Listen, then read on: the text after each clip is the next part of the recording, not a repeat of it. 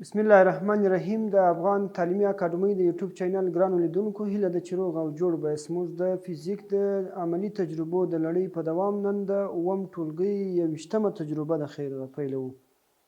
هېرېدنې وي چې دا تجربې د افغان تعلیمي اکاډمۍ او د کندهار د ساینس مرکز په ګډه همکاري ترسره کیږي. د اووم ټولګي د فزیک مضمون موضوع پرسکوپ دی. هدف د دې تجربې څخه زموږ د پرسکوپ استعمال او د پرسکوپ جوړښت دی. د ضرورت وړ وسایل چې دي پرسکوپ، شمع، اورلګیت دی. زه اوس تاسو ته په دې تجربه کې د ضرورت وړ وسایل ښیم درته. دا پرسکوپ دی، اورلګیت دی او دا هم شمع ده. مخکې له دې څخه چې موږ د پرسکوپ استعمال زده کړو، د استعمال طریقه یې زده کړو، د ده پر جوړښت باندې به هم موږ او تاسو یو نظر واچوو چې د ده جوړښت څه ډول جوړښت لري. پرسکوپ تاسو وګورئ، دا خوا یې هم خلاصوم، دا طرف یې هم خلاصوم. دا یو استوانیي نل دی. دا استوانیي نل دی. دا کیدای شي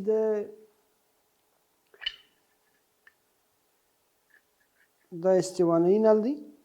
کیدای شي دا نل اوږد شي، تر دې ډېر اوږد شي یا ډېر کوچنی کیدلی هم شي.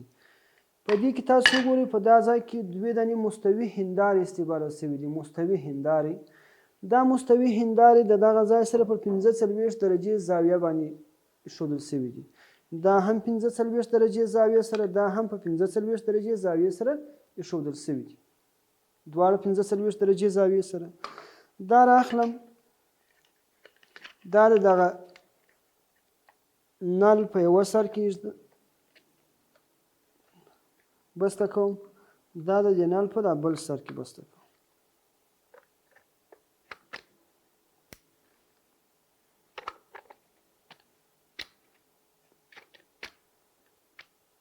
ښه دا دی.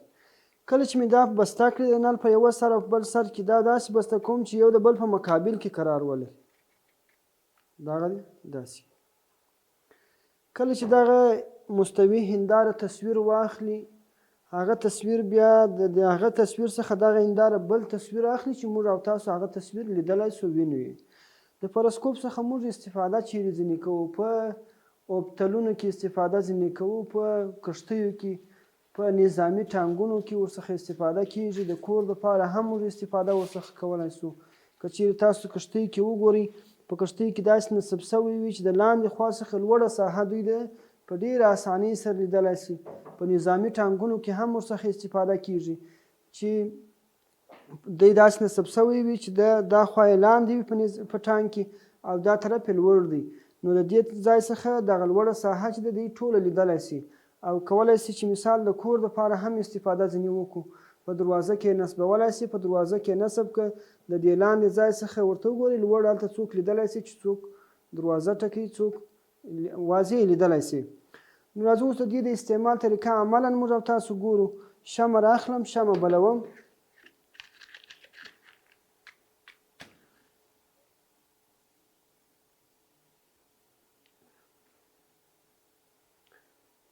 ګران لیدونکو، دا د موږ او تاسو عملا ګورو چې موږ د لاندې ساحې څخه لوړه ساحه د پرسکوپ په واسطه باندې موږ څنګه وینو.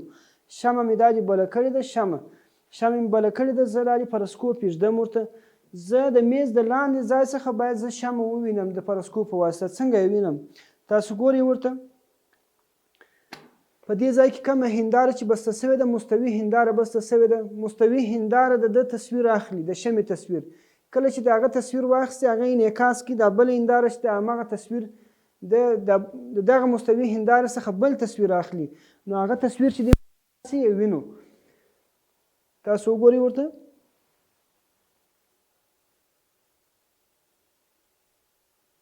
ګورئ په شمع کې، په دغه هنداره کې موږ او تاسو واضح ډول باندې هغه لوړ تصویر لیدلی سو.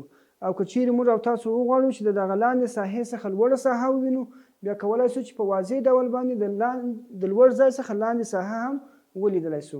ګرانو لیدونکو، دغه وه زموږ او ستاسو د نن ورځې تجربه چې د پرسکوپ استعمال مو په عملي ډول باندې زده کړ. تر راتلونکې تجربې مو په الله سپارم.